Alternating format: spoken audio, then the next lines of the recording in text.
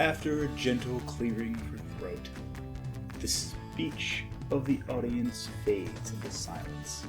Emboldened, the performer's fingertips dance with a rippling motion along the strings of her delicately tooled instrument, sending a thrill of dramatic notes soaring over the rapt listeners.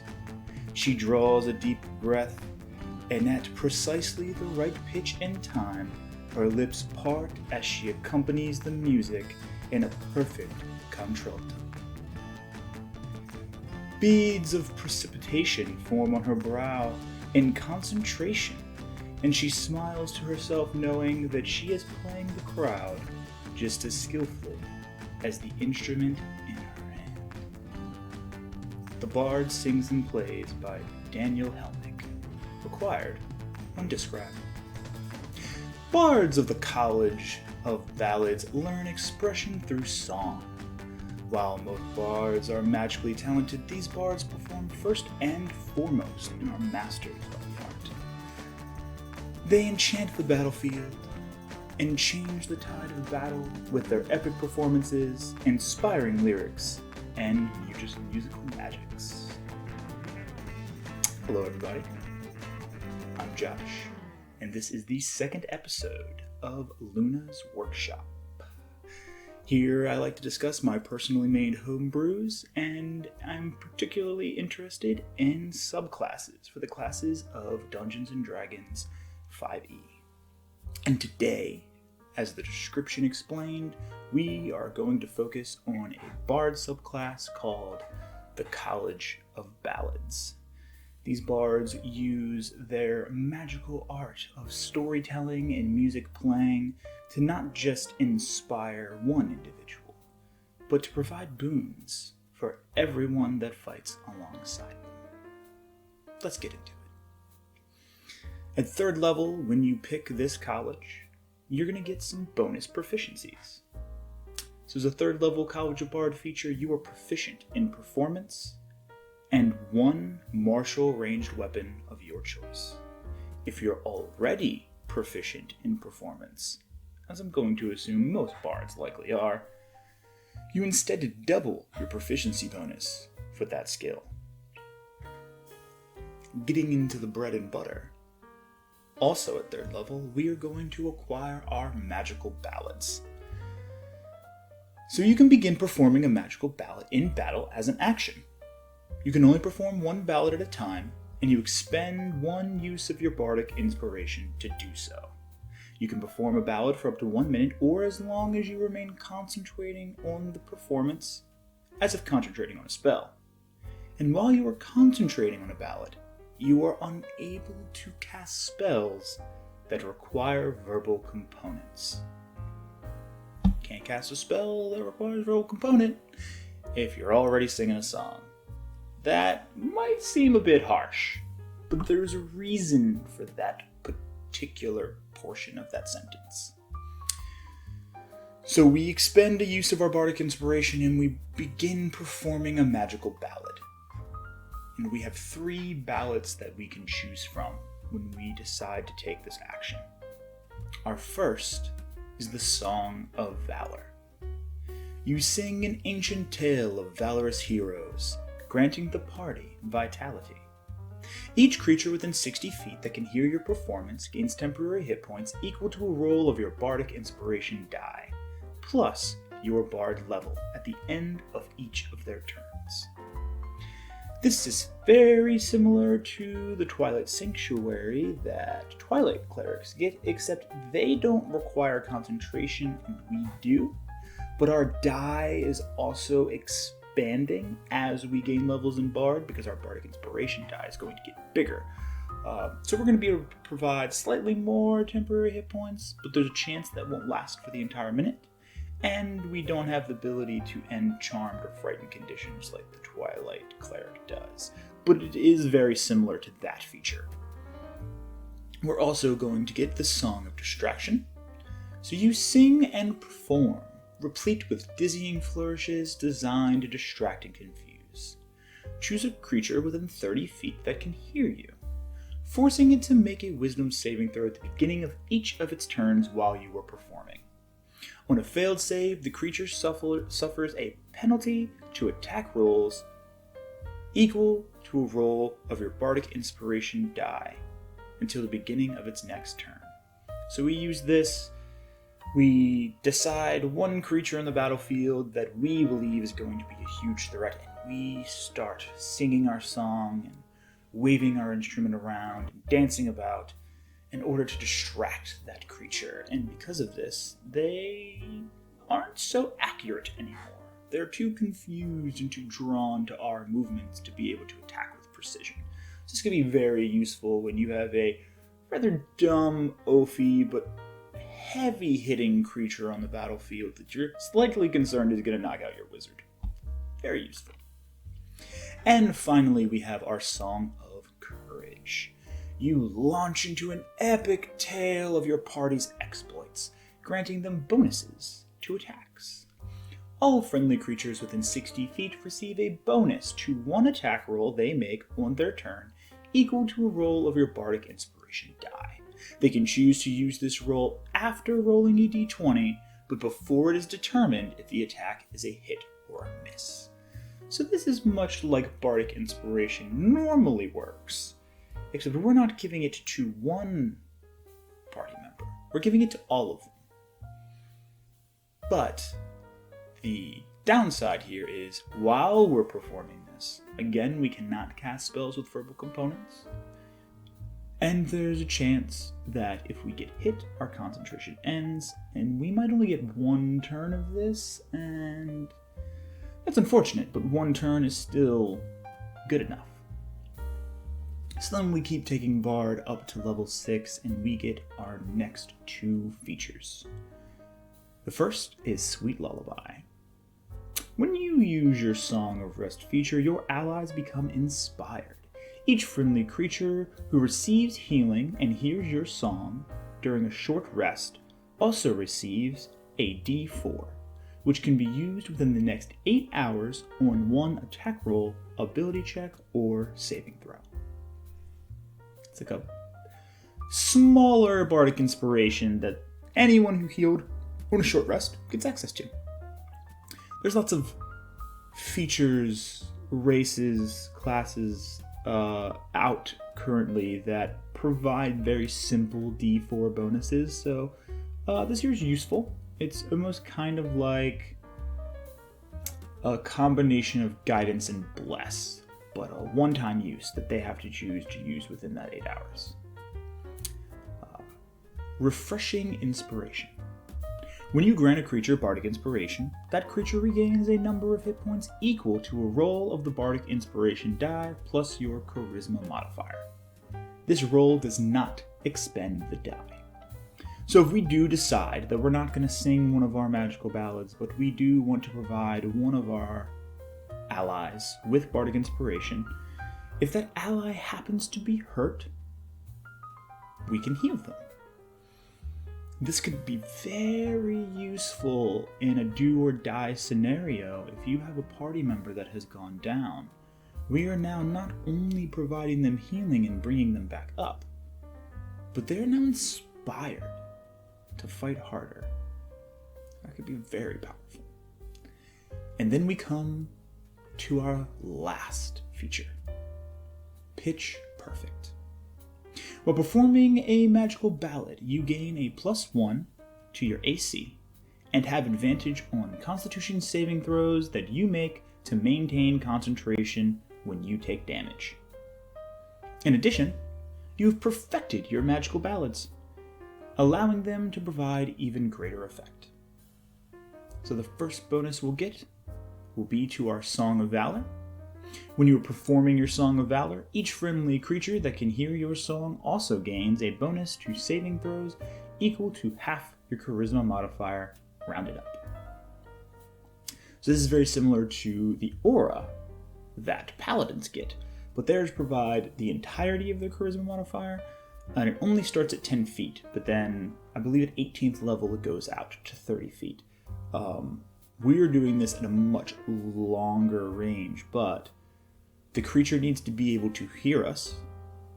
We have to maintain concentration, And at most, this will be a +3 bonus, but a +3 bonus is nothing to scoff at. Providing our allies with a +3 to their saving throws is insane. The next is going to be the buff to our Song of Distraction. So while we perform our Song of Distraction, when a creature fails its saving throw, attacks against that creature are made with advantage. And when the creature makes an attack roll and rolls a 20 on a d20, it is a normal hit. So now we use our Song of Distraction. We target that creature. Their attacks are less accurate, but now they're so distracted that they cannot even maintain concentration on your allies, so they're attacking with advantage. And they cannot make critical strikes. So this is huge when we're fighting that big baddie. And then we go to Song of Courage. When you perform your Song of Courage, friendly creatures that hear your performance land a critical hit on a roll of 19 and 20 on a d20. So now our Song of Courage is not only providing us a greater chance for our allies to hit, but it is also providing them an increased chance to crit. So my idea for this subclass, my reason for making it, was the concept of bards as a whole. They sing, they play their instruments, and this is where their magic comes from.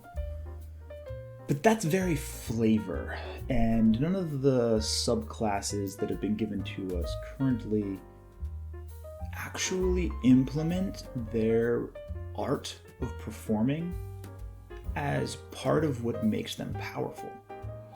This is taking what already makes Bard great and doubling down. We are not just performers, we're not just people who perform magic through musical means, but our music is our magic. We're singing these songs that hold great power, that inspire all of our allies, not just a single one. We don't have to roleplay that when we cast Healing Word, we're striking at our lute with the exact chord to provide the healing. We sing one of our magical ballads, and it is the song itself that is magical. It is the influence, it is the character of that bard that provides this magic. I just saw a particular niche of individuals that wasn't really being catered to with the bard. The bard is a powerful class. It is one of the best classes in 5e in my opinion, just with the amount of support that it can provide. And this just takes that and dials it up to 11. I liked a lot of what happened with the Eloquence Bard, and I believe the community stands together in the idea that the Lore Bard and the Eloquence Bard are probably the best bards that have been provided to us in 5th edition. But the Eloquence Bard took us on more of a political route. These are smooth talkers that always get their way, and they're so inspiring that it rushes across the battlefield to their other allies. I thought everything provided by the Eloquence Bard was just insane. The Eloquence Bard is my favorite bard, hands down. Anytime I want to play a bard, I play it. I am currently playing a Lore Bard in one of my games, and I've enjoyed that, but I constantly have the thought, man, if I just would have won College of Eloquence. But at the time, we had a College of Eloquence Bard in the group, and I lost a character, and I wanted to roll up a bard, and I thought it would be silly to have two. And then their character got kidnapped, and now they're playing a druid, and that character is an NPC, and I'm like, man, I really should have won College of Eloquence. It would have been great. But I'm still having enormous amounts of fun as a Lore Bard. My character is actually making some huge strides right now. Lots of character. I think my DM kind of was really confused with what I was doing with the character, and then some story points took me down the route of being a paladin, and yeah, things are happening. But anyway, that's besides the point. It's not about this. But yeah, I just wanted to make a bard that the idea of them being a performer, of them being a master of the art, they're a singer, they're a musician. These are the things that make them stand out from the other bards. Yeah, your standard bard can play the flute or lute or the drums or whatever instrument it is that you want them to be able to play. But they're just good at playing that instrument. These bards are masters at playing their instrument. And they show it in how they don't just influence a single party member, but they influence everyone around them. They inspire entire armies with their magic. This is like the drummer boy. These are the soldiers that when marching into war would march with their fellows and play the drums and provide that inspiration. These are the orcs that play their war drums and lead the charge into battle for their brothers and sisters. So it just shows what these songs could mean to this bard, what it could mean to the party, the inspiration that it provides, that push to go above and beyond what they would normally be capable of. So I just thought it'd be really interesting. And I do have another bard subclass that goes a little bit on this route, but takes it to a different level. So all the bard subclasses that I've tried to make, I really keep it in the theme of music. But I don't want to bring out subclasses back to back for the same classes. I'm not doing another druid today because I have 2 more druids besides the Circle of Shadows that I did last week. But I'm not going to do that. We're gonna keep going to different classes, and then eventually we'll swing ourselves back around. I'm also really struggling with making a ranger conclave. That's hard. It's hard. A lot of people struggle with rangers. A lot of people don't like rangers, and there are people that love rangers. I think some of the newer things we've gotten from them, the Swarm Keeper, the Fey Wanderer. Fey Wanderer is great. Oh god, I just love the idea of being able to add your wisdom modifier to all your charisma. Like, you're wise and charismatic, and you don't even have to put anything into your charisma. You just get that naturally. You can be just as good as the sorcerer in your party at being charismatic just because you're wise. Love it. Yeah, but God, man, rangers have been a struggle. Rangers have been a real struggle. And monks kind of were too. I actually had made a dragon monk. But then Bizban Treasury of Dragons came out, and they made theirs. So what I did was I took mine, and I took theirs, and I looked at them, and I was like, all right, this is trash. And I did an edit. I did a revised version. So when we get to monk, you're going to be seeing me doing 2 revised versions of monks that are already out. Because I have not been able to come up with anything new or interesting. I thought making a dragon monk was going to be new and interesting, and then Wizards of the Coast had to come and cuck me and be like, nope, we're doing it first. So you will see my revised version of that, which I think is much more powerful and stops crapping on the monk, because Wizards of the Coast is just so afraid to make monks really strong. But this is the College of Ballads, now that I'm off my rant. Hopefully you like it. Again, I'm new at this, so I'm kind of struggling with figuring out the balance of, do I just go deep into the subclass and tell you guys everything that it does and then give you some afterthoughts? Do I talk about why I made that feature as I go on, kind of like I did with the Circle of Shadows? This one just seemed really straightforward. I didn't feel like I had to explain myself. For the Circle of Shadows, there was a lot of explanation that had to go into it, because I know there's a large group of people that are going to be like, oh, but druids are all about balance and not dark and shadiness, and you're basically just making a warlock. Oh, why? So I really wanted to think about each reason I made those features. This is just self-explanatory. You're a bard. You play music on such an epic level that you make people badasses. Simple as that.